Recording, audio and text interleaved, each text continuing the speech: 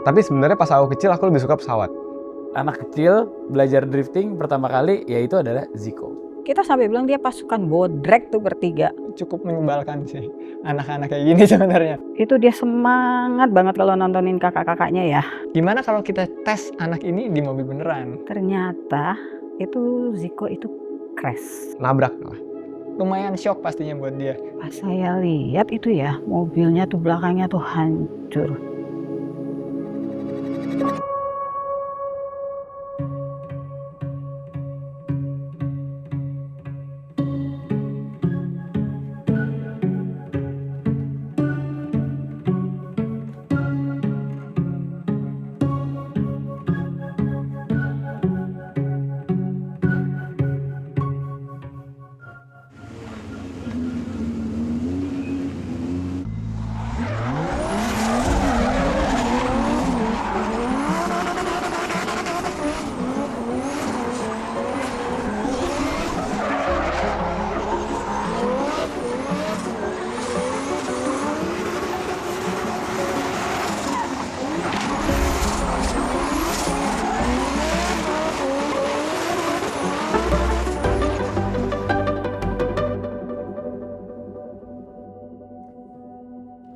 Nama saya Ziko Arnadi, saya merupakan CEO dari Garasi Drift dan juga profesional drifter dari Indonesia. Masa kecil aku yang pertama kali aku ingat mungkin ketika aku mulai suka sama yang namanya kendaraan. Tapi sebenarnya pas aku kecil aku lebih suka pesawat. Jadi waktu itu papa itu lebih suka koleksi diecast, cuman diecastnya diecast pesawat. Kayak pesawat Garuda, Lion Air gitu-gitu, itu jadi koleksi dia. Tapi dari situ aku udah suka yang namanya alat transportasi. Suka koleksi pesawat juga, tapi di saat yang bersamaan, Dipo dan Bimo itu kakak saya malah lebih sukanya mobil. Jadi papa ngumpulin diecast pesawat, kakak saya Bimo dan Dipo itu ngumpulinnya diecast mobil, mainan-mainan mobil. Ziko tuh dari kecil anak yang cukup baik malah. Anak yang penuh disiplin. Ini mungkin nggak banyak yang tahu nih. Dia itu teratur dalam belajar, dalam waktu, dalam macam-macam lah pokoknya. Lucunya dia punya teman masa kecil, ada 3 orang sebenarnya. Ada Vina, ada Nadia. Nah Nadia ini yang sampai sekarang dia masih tetap sering main. Kenal Ziko tuh awalnya dari orang tua. They've been friends for like a long time. Orang tua kita bareng gitu dari nggak ngerti mereka tuh janjian juga atau gimana. Pokoknya kita temenan dari embrio gitu. Every now and then dulu tuh waktu masih kecil banget tuh emang suka kayak road trip bareng orang tuanya. Terus kayak pernah ke Bandung nginep bareng terus bawa anak-anaknya juga. Aku, Ziko dan ada lagi teman kita namanya Vina. Ya udah sekarang jadi teman baik aja sih sampai sekarang. Sampai sekarang udah umur 25 tahun. Waktu mereka masih kecil suka jalan-jalan keluar kota. Terus di suatu kota kita nginep bareng di hotel. Mungkin kamarnya sebelah-sebelahan. Terus kita jalan-jalan ke mall gitu ya. Entah di Bandung, entah di mana. Terus ibu-ibunya ini tuh lagi ngantri. Tapi aku lupa ngantri apa. Ini anak bertiga nggak mau ngantri kalau main. Sampai kita orang tuanya malu. Kita jauh-jauh aja yuk. Itu nanti ditanyain mana ibunya nih, anaknya nggak mau ngantri. Tapi anaknya nggak bisa dibilangin kalau udah bertiga itu. Entah gimana, Ziko tuh menginfluence kita buat udah ke depan aja, cut in line depan. Jadi kita nggak usah ngantri, tapi kita mengikuti. Di bawah nggak yang tiba-tiba kayak kita muter gitu, tapi kita dari di bawah gitu. Udah pasti Ziko sih, kalau yang iseng-iseng kayak gitu. Kita sampai bilang dia pasukan bodrek tuh bertiga. Ziko itu kecilnya sampai gede itu anak yang paling keras kepala sebenarnya. Sebagai kakaknya yang kenal dia dari lahir itu cukup menyebalkan sih anak-anak kayak gini sebenarnya. Ziko tuh salah satu orang yang sangat-sangat produktif menurut aku. Dia tuh nggak pernah wasting time di hidupnya. Jadi kayak kalau misalkan ada satu hal yang bisa dia kerjain waktu itu dia bakal kerjain. Terus habis itu dia orangnya sangat-sangat disiplin sih. Jadi kayak sering kalau misalkan kita ada janjian apa, jangan sampai telat ya gitu. Terus habis itu dia juga orangnya rapih. Tipe yang kayak kalau misalkan aku kerja sama dia, aku udah selesai kerjaan aku nih. Terus habis itu aku oper ke dia pasti bakal rombak itu semua karena kayak menurut dia itu kurang rapih gitu. Jadi kayak standar rapinya tuh wow sih. Yang mana kayak aku sendiri ngerasa aku tuh udah rapi tapi dia jauh lebih rapi. Gue kenal Ziko itu sebenarnya pertama kali kenal sama kakak-kakaknya ya, Bimo dan Dipo, karena Bimo itu merupakan satu angkatan generasi gue buat drifting. Anak kecil belajar drifting pertama kali yaitu adalah Ziko. Gitu. Sampai ya seiring jalannya waktu karena dia masih ikutan terus dalam kompetisi drifting dan ikutan IDS, akhirnya mengenal cukup dekat lah antara gue dan Ziko. Jadi ya itulah kurang lebih awal muasalnya gue kenal sama Ziko. Ziko itu dulu sering nontonin abangnya, Bimo sama Dipo yang balap. Saat itu Ziko masih kecil banget, saya ingat itu mungkin Ziko baru kelas 1 SD apa kelas 2 SD. Gue sama Ziko jaraknya lumayan jauh, 6 tahun. Kebetulan kakak kita yang tertua, Bimo, itu jaraknya 1 tahun di atas gue. Jadi dia suka ngikut kita kalau misalnya kita lagi main atau apa gitu ya. Tapi sebelum ada Ziko, sebelum Ziko bisa nimbrung di permainan kakak-kakaknya, gue tuh berantem mulu sama Bimo. Jadi pas ada Ziko yang berantem sama Bimo, gue enak tuh di tengah-tengah nggak berantem. Jadi kalau mereka udah berantem, ya gue tinggalin aja gitu. Intinya gitu, karena jauh jaraknya, jadi kita zaman dulu tuh Ziko tuh nurut banget kalau misalnya ada apa-apa gitu. Dia selalu pengen banget gitu. Kalau Bimo sama Dipo lagi ada balap, dia selalu pengen nonton. Jadi saya harus nemenin dia. Itu dia semangat banget kalau nontonin kakak-kakaknya ya. Dia selalu, wah pokoknya support banget deh kakaknya. Yang trek-trek di pinggir sirkuit. Apalagi kalau Bimo lagi lawan Amandio gitu ya. Dia wah seru banget, dan Amandio itu juga salah satu idolanya dia ya. Jadi pas dia SMA, which is aku tuh masih SD, Bimo dan Dipo nyobain drifting untuk pertama kalinya. Karena mereka terinfluence sama temen SMA-nya, Armando Dido waktu itu, salah satu juara di Formula Drift. Mas Bimo, Mas Dipo ke-influence, akhirnya mereka cobain drifting. Akhirnya aku yang suka pesawat, ngelihat mereka ngedrift, jadinya kayak, wah keren juga ngedrift, kenapa nggak dicoba aja. Tapi saat itu pas masih kecil, nggak bisa nyoba kan, karena kita masih pendek. Waktu itu umur aku masih 10 tahun, jadi apa yang bisa aku lakuin hanya main RC Drift atau main simulator. Jadi pas aku masih SD kelas 5, kelas 6 SD itu kerjaannya pulang sekolah main simulator, karena main mobil belum boleh kan sama papa mama. Pertama kali dia nyobain drifting itu di simulator. Zaman dulu simulator belum kayak sekarang ada Assetto Corsa, terus ada yang proper rignya. Dulu kita itu bikin rignya aja pakai kayu-kayu gitu. Setirnya juga yang buat PS, Logitech yang buat PS, kita mainnya di Gran Turismo. Dan itu nggak didesain sama sekali untuk drifting. Sulit banget, sensitif banget. Tapi karena dari situ dia latihannya pas SD itu ya, dia SD kelas mungkin 4 SD sampai kelas 5 SD tuh dia latihan itu setahun. Akhirnya dia bisa tuh ngedrift di Gran Turismo. Karena setiap hari main simulator mungkin ya, jadi skillnya udah terlatih. Dan yang namanya simulator tuh kurang lebih sama kayak di mobil beneran, bedanya nggak ada G-force-nya aja. Jadi skillnya tuh udah kurang lebih bisa lah kalau untuk nyobain mobil beneran. Dan akhirnya dikasih kesempatan waktu itu nyobain mobilnya Mas Bimo pertama kali.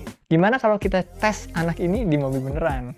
Akhirnya waktu kita latihan dulu di daerah Bekasi, kita pasang nih, joknya kita majuin, Pedalnya dimajuin, setirnya dimajuin. dikasih bantal juga di punggungnya, jadi dia nyampe lah megang setirnya, kaki juga nyampe, tapi kita jagain, kita pegangin rem tangan sama persnelingnya, jadi Yang bisa bawa mobilnya aku doang.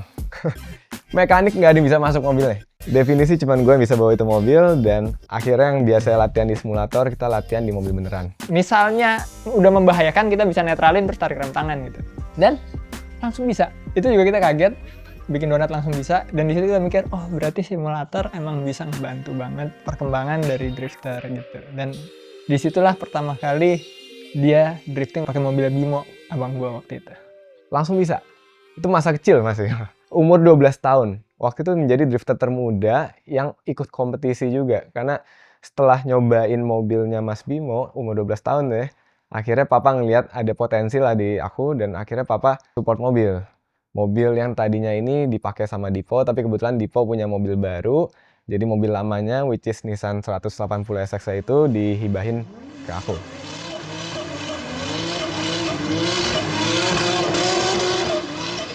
Jadi masa kecil gue lumayan dipenuhi dengan dunia alat transportasi yang tadinya awalnya pesawat, sekarang sampai terjun akhirnya ke dunia drifting karena pengaruh dari Mas Dipo dan juga Mas Bimo. Amandio juga membawa dia untuk pengen banget gitu untuk drifting di luar Bimo sama Dipo ya.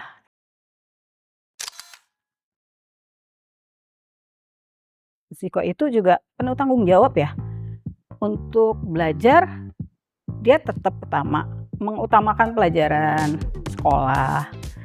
Jadi kenapa enggak gitu. Jadi kita support lah. Dia one of the most productive person that I've known. Kalau misalkan ada waktu kosong dia pasti sempetin buat oke, gue harus ngerjain apa nih buat gue bisa ngerjain hal-hal selanjutnya gitu.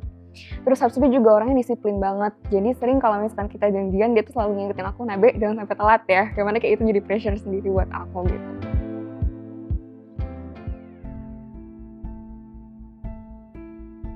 Ketika gue udah mulai kompetisi drifting, jadi kan tadi pertama kali drifting itu di umur 12 tahun, pertama kali ikutan kompetisi drifting itu di umur 14 tahun. Nah dari umur 14 tahun ini kita udah lumayan konsisten ikutan event.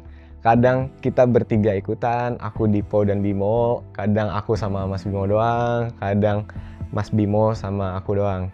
Mas Dipo sama aku doang, Mas Bimo sama aku doang. Jadi kita kadang full team, kadang enggak. Suatu saat dia ikut kompetisi sama Bimo. Bimo juga ikut waktu itu. Dipo nggak ikut. Kebetulan saya nggak bisa nemenin. Dan menariknya, sebenarnya gue tuh lebih suka ngedrift pada saat hujan. Kenapa? Karena pertama kali gue latihan nyobain mobilnya Dipo yang dikasih gue tuh kondisi hujan. Orang lain sih bilang kalau gue hujan, justru gue lebih jago gitu. Gue pun juga ngerasa gitu. Tapi di event ini, walaupun hujan, tapi hujannya itu selebat itu dan ada tembok di mana-mana. Dan alhasil pada saat babak 16 besar, kalau nggak salah waktu itu lawan Zarfan Rahmadi, gue kehilangan kontrol. Mobilnya itu juga lagi nggak kondisi yang enak. Mungkin settingan kaki-kakinya ada yang berubah atau gimana gitu ya. Jadi kita nabrak.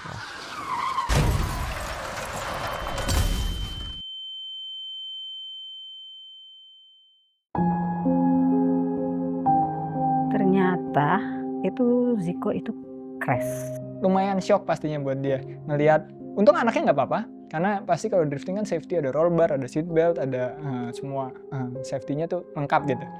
Dan mobilnya ini sampai rusak parah bagian belakang. Jadi kejadiannya itu dia Nabrak di kecepatan lumayan tinggi juga karena itu masih belokan pertama. Dan saat itu eventnya di Kemayoran.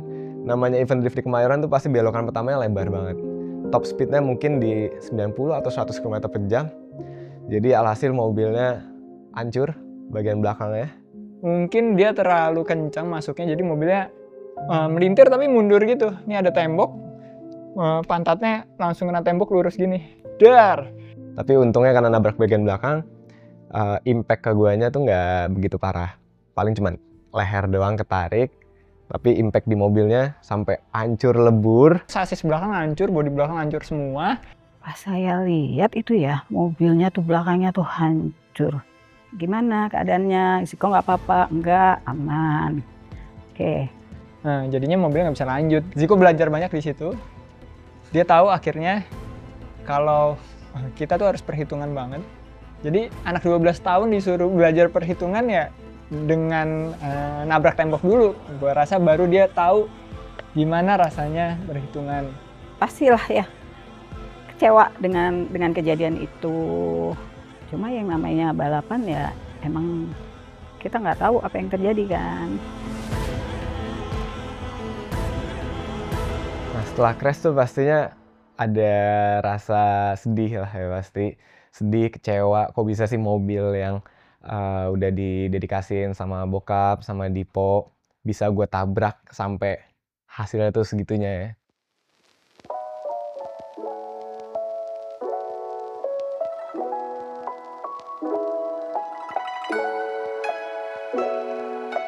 Setelah kurang lebih setahun lebih lah ya, akhirnya aku memutuskan untuk ya udah kita benerin aja mobilnya. Jadi tuh mobil udah lumayan terbengkalai lumayan lama karena decision makingnya itu bingung lah, ini mobil mau diapain kayaknya. Ya udah kita benerin. Waktu itu belum banyak yang gunain tubular buat di bagian belakang mobil. Kita buat aja sih, kita ganti jadi tubular nih bagian belakang. Dan waktu itu lagi lumayan tren pertama kalinya Rocket Bunny. Sekalian kita ganti body kitnya Rocket Bunny. Dan kita potong semua bagian belakang. Jadi kita ganti konsep lah, yang tadi mobilnya ini mau kita bikin original, apa adanya, partsnya itu standar semua. Kita bikin jadi full mobil balap. Jadi pastinya dari suatu musibah bakal ada solusi, yang dimana solusinya itu bakal bikin performance mobilnya meningkat. Jadi setelah crash, mau nggak mau sasis belakang dipotong, tapi karena kita potong, jadinya sasis belakangnya enteng. Dan di saat itu juga kita bikin mobilnya jadi full fiber semua dengan konsep mobil Rocket Bunny. Kebetulan Zico tuh suka Silvia S15. Padahal itu mobilnya 200 SX zaman dulu. Akhirnya setelah crash itu, kenapa nggak kita convert aja bagian depannya itu jadi Silvia S15. Kalau di Jepang tuh orang pada bilangnya strawberry face, Ichigo soalnya. Dan ya udah kita ganti. Lampu depannya itu pakai Silvia S15. Belakangnya itu hatchback, depannya Silvia S15. Konsepnya sebenarnya dari mobilnya Mas Bimo, mobil Mas Bimo udah kayak gitu duluan. Tapi kita kombinasiin dengan gaya body kit Rocket Bunny. Sasisnya Silvia sama sasisnya 200 SX tuh mirip banget, cuma beda wheelbase dikit aja. Jadi tapi kita nge-brandingnya itu jadi Silvia jadi-jadian. Karena di saat itu gue punya Silvia yang benerannya S15 gitu. Jadi mobilnya yang tadinya bentuknya Jepang, jadi Jepang zaman now lah dengan adanya Rocket Bunny itu. Yang bikin semangat gue drifting ada lagi. Dan itu mobil yang berjasa banget buat gue juga, karena itu mobil pertama kali gue latihan. Mobil pertama kali Zico latihan, sampai dia bisa podium pertama kali. Gue juga podium pertama kali pakai mobil itu, Zico podium pertama kali pakai mobil itu. Video pertama garasi drift juga di mobil itu, jadi itu mobil yang paling paling punya sentimental value buat kita berdua sih, gitu. Di sini saya lihat perjuangannya Zico, semangatnya tuh ada untuk terus pengen jadi juara, pengen podium. Pokoknya dia benar-benar berusaha gitu. Sampai dia, ya boleh dibilang dia udah bisa menjadi drifter lah gitu ya. Dan kalau nggak salah itu mobilnya jadi tahun 2017. Dan kita pertama kali turun itu di event Drift War kalau nggak salah di tahun 2017 di IMS. Nah di tahun yang sama, di tahun 2017, selain kita punya mobil 180 SX dengan konsep lem baru, kita juga ngelihat ada opportunity menarik nih di dunia sosial media, terutama di YouTube. Dan dari situlah Garasi Drift hadir. Nah ini yang menarik, asal muasal Garasi Drift itu pertama kali kita cetuskan, ayo Zik, kita bikin channel YouTube itu di dapur ini nih, dapur yang ada di belakang. Itu lucu banget karena kita nggak ada persiapan sama sekali, kita nggak punya ilmu untuk videografi sama sekali. Gara-gara kita suka nonton YouTube dari US zaman itu tuh 2017 lagi marak banget drifter di sana bikin konten bangun mobil, bikin konten drifting. Kayaknya di Indonesia waktu itu belum ada, bahkan konten YouTube channel otomotif aja itu masih dihitung jari gitu, masih sangat sedikit. Ya udah kita buat, tapi kita nggak punya kamera. Kita syuting pakai HP aja, akhirnya Dipo bilang. Dan jadilah saat itu kita bikin video iseng-isengan pertama. Zico cuma ninggiin mobilnya dia coilover, di coilovernya ditinggiin. Ya, Zico jelasin beberapa nge-review sedikit mobilnya juga kalau nggak salah waktu itu. Yang modifikasinya itu juga sebenarnya modifikasi simple, cuma pasang livery, pasang sponsor baru, sama tinggiin mobilnya, ceperin mobilnya gitu. Jadi nggak ada yang diganti sebenarnya Pak, saya cuma di setting aja, cuma untuk peruntukan di event Auto Pro itu di tahun 2017. Jadi itu awal mulanya Garasi Drift yang tadinya kita cuma iseng aja ngeliat opportunity di Amerika. Kita bikin videonya pakai HP doang. Dan itu video pertama yang entah kenapa dulu ternyata orang pada suka gitu, jadi banyak yang nonton. Dari situ yang tadinya kita niatnya iseng, kita coba deh bikin video kedua, kita coba bikin video ketiga. Video ketiga akhirnya gue mulai masuk ke frame. Akhirnya mobil gue yang dimodif tuh di video ketiga. Terus video keempat gantian Ziko, pokoknya kita kolaborasi deh. Sampai di titik kita pelajarin algoritmanya, gimana caranya supaya bisa sustain di YouTube. Rutin, kita harus rutin. Akhirnya dari tahun 2017 pertengahan itu kita dedikasiin untuk rutin setiap hari Jumat, seminggu sekali kita bikin video YouTube tentang otomotif dan tentang drifting. Dan itulah akhirnya kita bisa konsisten bikin konten-konten di YouTube. Akhirnya Garasi Drift yang tadinya itu channel iseng-isengan bisa jadi channel profesional yang dimana kita sekarang udah ada 2 juta subscriber lebih setelah 8 tahun berjalan.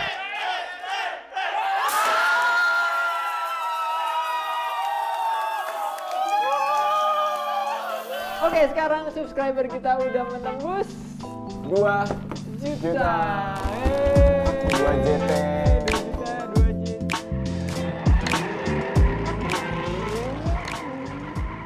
Di tahun 2018 ketika drifting itu lagi happening ya. Saat itu kalau nggak salah menjadi tahun dengan event drift terbanyak. Kurang lebih ada sekitar 7 apa 9 event dalam 1 tahun, dan itu gua dengan Mas Bimo ikutan semua event ya. Lumayan hektik di saat itu. Mas Bimo dan Mas Dipo saat itu udah masuk di kelas pro, tapi aku masih di kelas rookie.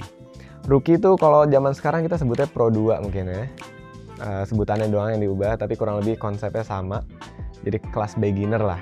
Dan udah ditanding secara profesional juga, jadi kita harus tandem gitu-gitu. Dan ini menurut gua adalah kelas rookie yang lumayan challenging di tahun 2018 karena lawannya itu kelas-kelas pro justru.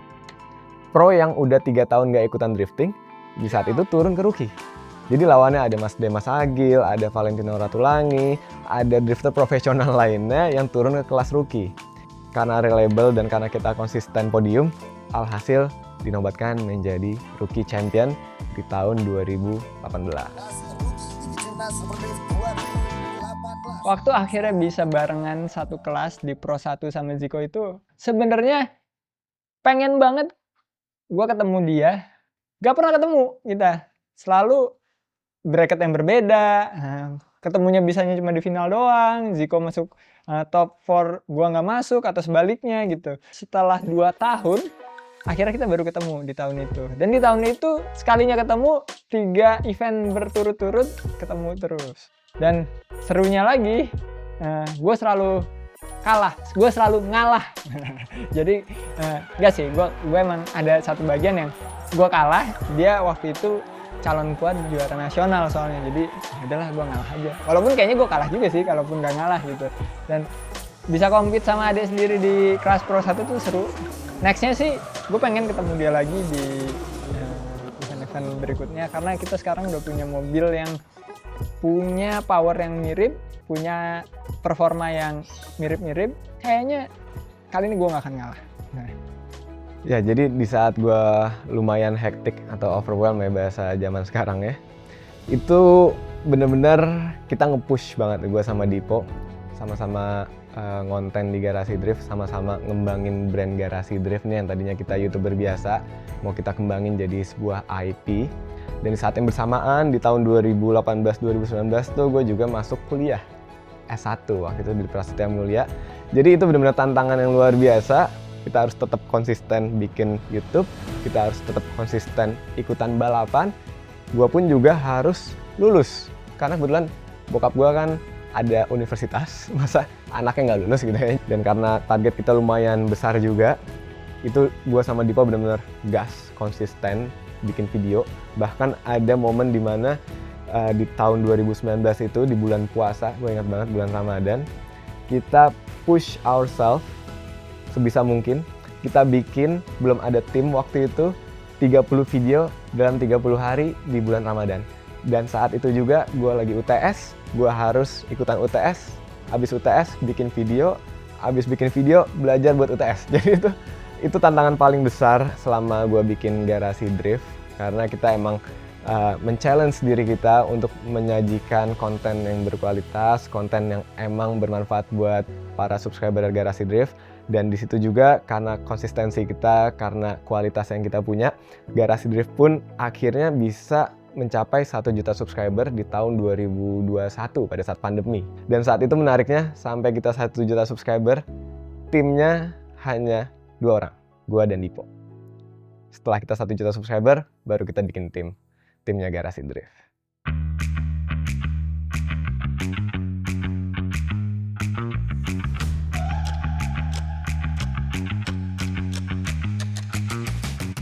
Oke, ini bagian intake-nya udah kepasang. Kita tinggal nyambungin pipingnya aja antara intake ke bagian intercooler. Bila lagi potong-potong, ini udah ada beberapa potongannya. Dan kita tunggu aja hasilnya. Dan mungkin gitu aja untuk hari ini. Keep driving safe and goodbye. Udah Pak, cukup. Lihat dulu.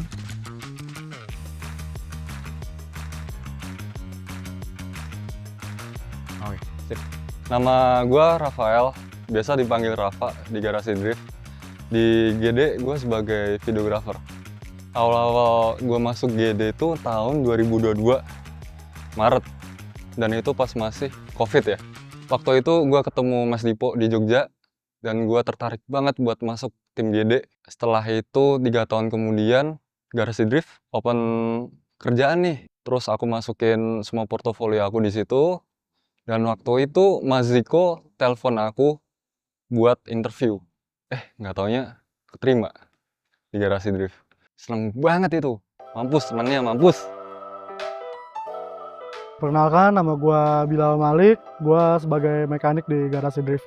Awalnya kenapa gue bisa keterima di GD, jadi dulu tuh GD buka lowongan kerja di Instagram, terus gue iseng apply, dan akhirnya kepanggil untuk interview. Sehabis interview gue juga dites langsung oleh Mas Iko ngerjain project cars dia, dan alhamdulillahnya gue diterima. Nama aku Devira, aku dari tim Garasi Drift. Di sini aku sebagai tim yang ngurusin merchandise. Gimana aku bisa masuk ke sini? Karena suami aku suka drift, dan kebetulan karena suka drift, dia jadi tahu Garasi Drift. Garasi Drift pada saat itu buka lowongan, langsunglah aku juga apply ke situ. Sebenarnya pas bisa diterima juga agak kaget sih waktu itu. Kok bisa aku yang diterima gitu? Karena waktu interview aja aku datangnya telat, sempat telat deh kalau nggak salah. Itu selesai interview, ternyata diterima. Pas masuk itu kebetulan aku karyawan sendiri, benar-benar sendiri, 1 orang doang, aku doang. Waktu aku di Garasi Drift pertama kali, itu merchandise definisi serba manual, print racing manual, packing manual, QC manual, gak ada timnya sama sekali, kita cuman berdua, nge-packing berdua, nge-QC berdua, ngurusin, balesin chat customer berdua, benar-benar berdua. Sampai akhirnya sekarang kita punya tim merchandise, mulai dari yang desain, yang QC, inventory, packing, sama ada headnya juga. Dan ini pertama kali gue nekat ngerantau ke Jakarta buat masuk GD. Support gua untuk Garasi Drift khususnya Ziko adalah dengan merawat mobil-mobil dia tuh, khususnya kayak ada Silvia S15, terus Nissan Skyline, Esek, BR Ziko, dan beberapa mobil Garasi Drift lainnya, memastikan semuanya untuk tetap optimal untuk dipakai harian ataupun dipakai untuk balapan drifting. Gue selalu support mereka berdua ya, terutama di Ziko. Misal kalau dia lagi ada syuting di luar, gue kasih apa yang gue bisa maksimalin biar memberikan performa kerja dan konten yang menarik juga. Sebaliknya juga begitu, dari Mas Ziko juga ngasih baik banget ilmu, terus ide dan pembelajaran buat diri gue sendiri. Karakternya Ziko di dalam mobil dan di luar mobil atau lagi drifting itu tuh lumayan berbeda. Setiap dia di dalam mobil, dia benar-benar memperhatikan semuanya, aspek dari mobilnya, dari cara dia bawanya, secara attitude-nya dia dalam nyetir gitu ya. Yang pandangan gue, yang gue bisa baca dia adalah dia selalu memperhatikan setiap run-nya dia. Halo, saya Fitra Eri, ayahnya Feral, salah satu drifter dari Garasi Drift Racing Team. Ziko buat saya adalah sosok yang punya pengaruh sangat besar dan sangat positif, bukan hanya untuk dunia otomotif, tapi utamanya untuk di dunia drifting. Karena Ziko bareng sama timnya Garasi Drift, bareng sama Dipo, sama Bimo, mereka bisa membuat drifting itu semakin dimengerti oleh masyarakat drifting itu menjadi hype, drifting menjadi besar, salah satunya juga karena jasanya Zico. Dan Zico itu orangnya yang saya tahu itu sangat detail dan perfeksionis gitu. Orang kalau drifting mana ada yang mikirin mobilnya harus mulus, bagus. Zico bikin tren di drifting itu mobil tuh nggak harus ancur-ancuran gitu. Mobil tuh bisa dibikin cantik seperti mobil kontes dan tetap dibawa drifting. Dan itu membuat drifting semakin menarik. Dan di situ saya lihat bahwa Zico ini punya dedikasi yang sangat tinggi buat memajukan drifting ke level yang lebih tinggi di Indonesia. Nama aku Farhan Avelina Augusto dari salah satu drifter dari tim Garasi Drift Racing Team. Menurut aku Om Zico orangnya baik banget, terus humble, terus habis itu salah satu YouTuber yang ngebikin aku mau ikutan drifting juga dari kecil. Umur 6 tahun udah nonton Garasi Drift, Om Zico, dan ya sangat menginspirasi.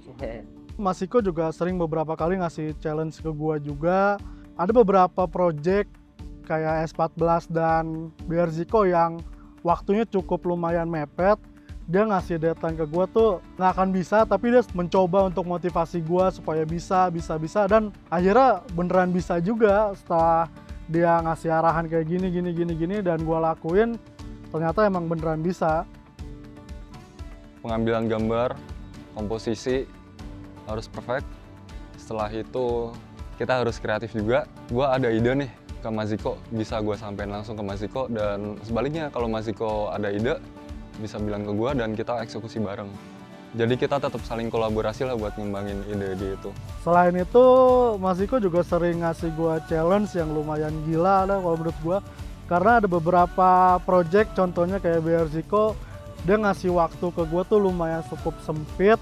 Awalnya gue pesimis, ini mobil bakalan selesai, tapi dia selalu motivasi gue untuk bisa kok ini, bisa kok kekejar, dan setelah gue ikutin arahan-arahan dari dia dan akhirnya gue bisa nyelesain mobil ini tepat waktu untuk balapan di 1GP kemarin dan juara. Zico itu termasuk anak yang OCD, kalau istilahnya orang-orang ya. Maksudnya itu dia teratur banget ya, teratur dalam hal menata sesuatu, teratur dengan waktu. Pokoknya serba teratur deh. Bagus sih, bagus, positifnya banyak. Cuma saking teraturnya, kadang-kadang saking rapinya, bikin kakaknya kesel, Bimo dia suka kesel karena nih anak teratur banget gitu. Banyak yang bisa gue petik dari seorang Mas Ziko ini. Mulai dari cara dia bekerja, menangani tim yang sebanyak ini, dan bisa sebesar ini sampai sekarang. Selama 6 tahun ngebangun Garasi Drift ini dengan susah payah. Mulai dari alat seadanya, vlogging sendiri, editing sendiri, mekanik sendiri, sampai sekarang punya tim segede ini. Itu sih yang buat gue bangga masuk Garasi Drift. Sisi positifnya orang OCD gitu kali ya, bisa ngatur waktu yang benar-benar teratur waktunya. Jam segini dia harus ngapain, jam segini udah harus selesai. Nah, mungkin bagi sebagian orang, aduh ini teratur banget sih, males banget gitu. Tapi ya emang dia seperti itu. Nah, satu nih, mungkin banyak yang nggak tahu. Istilahnya anak-anak sekarang tuh, jutek. Nah ini, suka nih. Kalau di kompetisi, Mas Ziko ini tetap fun. Cuma kalau udah masuk top 16, atau lagi ada masalah mobil nih, wah udah tuh, pokoknya semua kerjaan tuh harus cepet. Rafa, itu Bilal di show dulu. Wah itu gua harus cepet nih. Alat-alat kan juga banyak nih, semua harus di setup dengan secara proper.